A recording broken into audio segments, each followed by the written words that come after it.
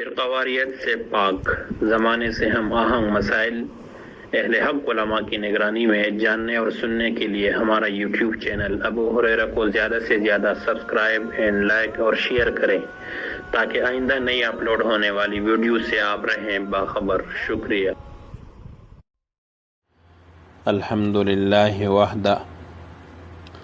والصلاة والسلام علی من لا نبی بعد، اما بعد فاعوذ باللہ من الشیطان الرجیم، بسم اللہ الرحمن الرحیم۔ اللہ کے فضل و کرم سے آج کی نشست میں آپ کے سامنے مروجہ قضائے عمری کی شرعی حیثیت کے متعلق کچھ معروضات پیش کرنا چاہوں گا کہ مروجہ قضائے عمری کی حیثیت قرآن، احادیث مبارکہ، اقوال صحابہ اور اقوال ائمۃ الاربعہ میں کیا ہے۔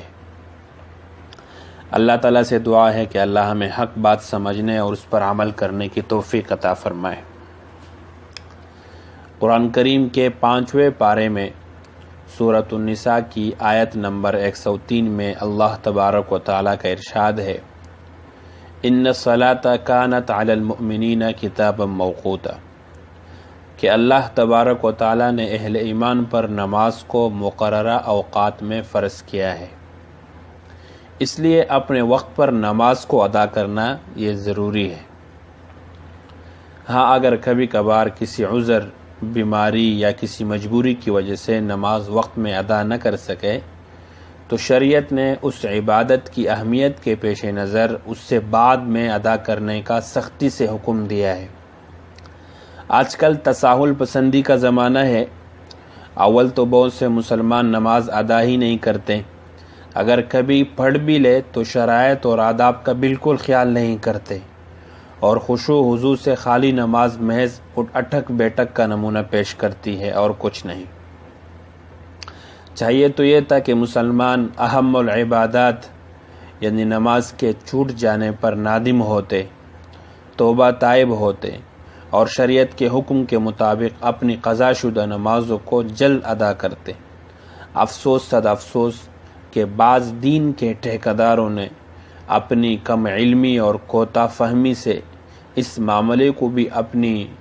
اوٹ پٹانگ خواہشات کے حوالے کر دیا، چنانچہ افراط اور تفریط کا شکار ہو کر رہ گئے۔ ایک گروہ نے یہ نظریہ بنا لیا کہ قضا شدہ نمازوں کو ادا کرنے کی ضرورت ہی نہیں ہے، محض توبہ سے ہی کام چلا لیا جائے، جبکہ دوسری طرف بعض اہل بدعت نے اس عبادت کا حلیہ ہی بگاڑتے ہوئے یہ حل نکالا کہ ساری زندگی کی نمازیں ادا کرنا بہت دشوار ہے، اس لیے رمضان المبارک کے آخری جمعے کو قضائے عمری کے نام سے ایک نئی نماز ایجاد کی اور یہ کہا کہ صرف 4 رکعتوں کو مخصوص طریقے سے ادا کر لینے سے ساری عمر کی نمازیں ادا ہو جائے گی۔ اس طبقے فکر کے افراد رمضان المبارک میں اس مخصوص نماز کے جھوٹے میسیجز پھیلاتے ہیں، جس کی وجہ سے امت کا ایک بہت بڑا طبقہ ان کے فریب کا شکار ہو جاتا ہے۔ عام سادہ لوح مسلمان بھی اسے صحیح سمجھ کر اپنی زندگی بھر کی نمازیں ادا نہیں کر پاتے، اور اس نماز کو پڑھ لینے کے بعد یہ سمجھتے ہیں کہ اب ہمیں قضا شدہ نمازوں کو ادا کرنے کی ضرورت بھی نہیں رہی۔ یہ تو ہوا افراط اور تفریط کے شکار لوگوں کا نظریہ، جبکہ اہل سنت والجماعت کا نظریہ بالکل الگ ہے۔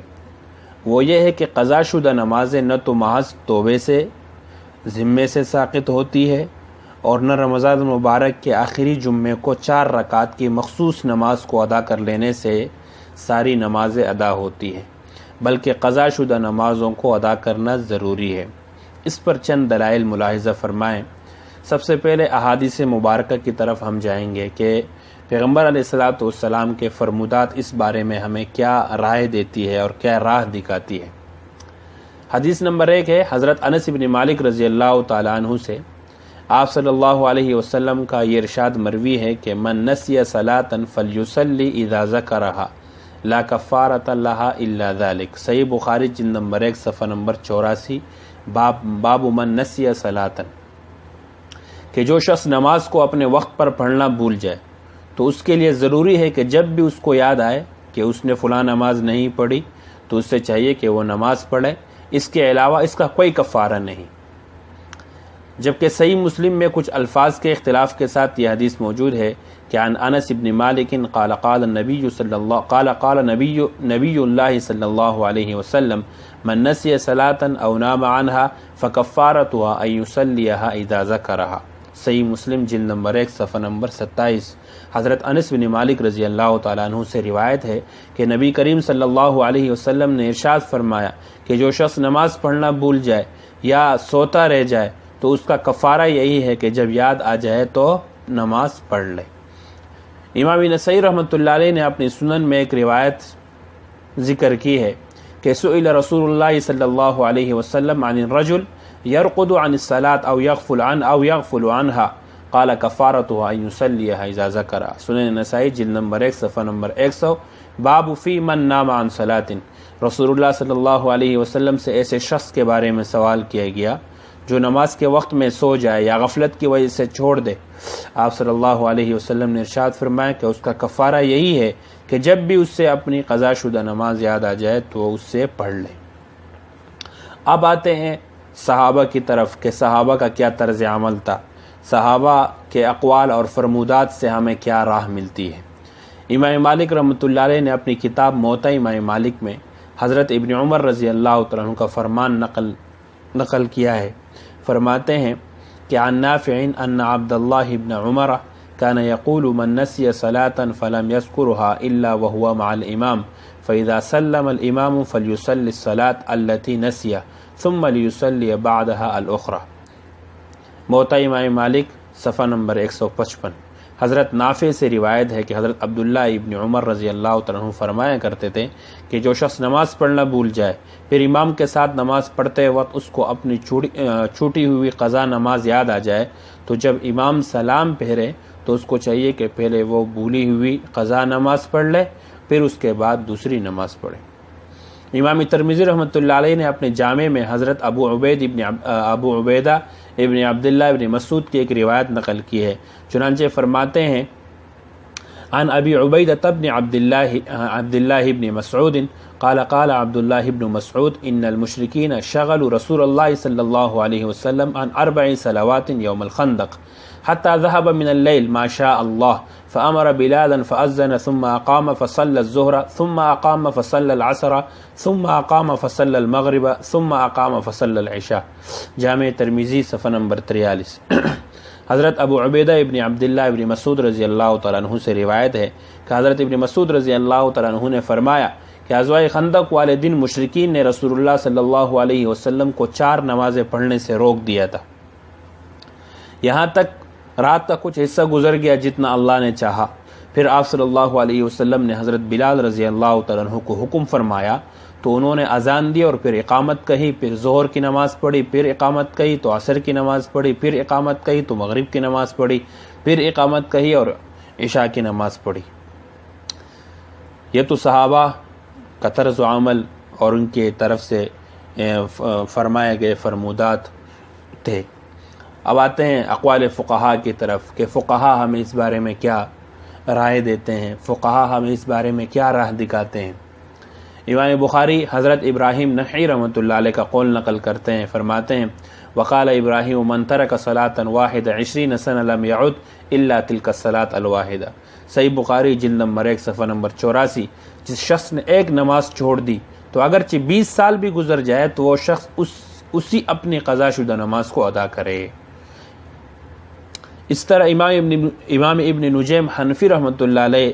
بحر الرائق جلد نمبر 2 صفحہ نمبر 141 پہ فرماتے ہیں کہ اصول یہ ہے کہ ہر وہ نماز جو کسی وقت میں واجب ہونے کے بعد رہ گئی ہو اس کی قضا لازم ہے، خواہ انسان نے وہ نماز جان بوجھ کر چھوڑی ہو یا بھول کر یا نیند کی وجہ سے نماز رہ گئی ہو۔ چھوٹ جانے والی نمازیں زیادہ ہو یا کم ہو، بہرحال قضا لازم ہے۔ مشہور شارح مسلم علامہ نووی شافعی رحمۃ اللہ علیہ فرماتے ہیں کہ فیہ وجوب قضاء الفریضۃ الفائتۃ سواء ترکها بعذر कनौमिन व निस्यानिन और बगैर उज़्रिन। शरह मुस्लिम नववी जिल्द नंबर 1 सफ़ा नंबर 231। जिस शख्स की नमाज फौत हो जाए उसकी क़ज़ा उस पर ज़रूरी है, ख्वाह वो नमाज किसी उज़्र की वजह से रह गई हो, जैसे नींद और भूल, या बग़ैर उज़्र के छूट गई हो। इमाम जस्सास रहमतुल्लाह अलैह फरमाते हैं अहकामुल कुरान लिल जस्सास जिल्द नंबर 3 सफ़ा नंबर 288 पे कि ये जो असर भूले से नमाज क़ज़ा के अदा करने पर है, याद आने पर उसकी क़ज़ा में फ़ुक़हा के दरमियान कोई इख्तिलाफ़ नहीं है, और जो बात सल्फ़ से कौल मरवी है वो शाज़ है, उस पर अमल नहीं है। साहिब रहमतुल अइम्मा फरमाते हैं वत्तफ़क़ू अला वुजूब क़ज़ाइल फ़वाइद कि उलमा का इस बात पर इत्तिफ़ाक़ है कि फ़ौत शुदा नमाज़ों की क़ज़ा करना ज़रूरी है। अहनाफ की तरह दिगर आइम्माए कराम के मुक़ल्लिदीन का भी कुरान और सुन्नत की रोशनी में यही मौक़िफ़ है जो हम बयान कर चुके हैं। जिनको तफसील देखनी हो तो मज़ीद तफसील के लिए देखें इमाम मालिक रहमतुल्लाह अलैह के मुक़ल्लिदीन का मज़हब अल-मुदव्वना अल-कुबरा जिल्द नंबर 1 सफ़ा नंबर 215। इमाम शाफ़ी रहमतुल्लाह अलैह के मुक़ल्लिदीन का मज़हब फ़तहुल जवाद जिल्द नंबर 1 सफ़ा नंबर 223। इमाम अहमद बिन हम्बल रहमतुल्लाह अलैह के मुक़ल्लिदीन का मज़हब अल-इंसाफ़ जिल्द नंबर 1 सफ़ा नंबर 442। आखिर में मैं जलीलुल क़दर मुहद्दिस का दो टोक फ़ैसला सुनाना चाहता हूँ। अल्लामा मुल्ला अली क़ारी रहमतुल्लाह अलैह ने एक ज़बरदस्त एक दो टोक अल्फाज में फ़ैसला किया है। वो फरमाते हैं कि मन क़ज़ा सलातन मिनल फ़राइज़ फ़ी आखिर जुम्अति मिन शहर, वो फरमाते हैं कि हदीसु मन क़ज़ा सलातन मिनल फ़राइज़ फ़ी आखिर जुम्अतिन मिन शहर रमज़ान कान ज़ालिका जाबिरन लिकुल्लि सलातिन फ़ाइदतिन फ़ी उम्रिही इला 70 सना बातिलुन क़त्अन लिअन्नहु मुनाक़िज़ुन लिल इज्मा'i अला अन्न शयअन मिनल इबादात ला यक़ूमु मक़ाम फ़ाइदतिन सनवात। अल-मौज़ूआतुल कुबरा सफ़ा नंबर 356 पर जलीलुल क़दर मुहद्दिस अल्लामा मुल्ला अली क़ारी रहमतुल्लाह अलैह फरमाते हैं कि ये जो हदीस है कि जिस शख्स ने अगरचे 70 साल तक उसकी क़ज़ा नमाज़ें हो और फिर वो कि रमज़ान के आखिरी अशरे में आखिरी जुम्मे में वो उन नमाज़ों को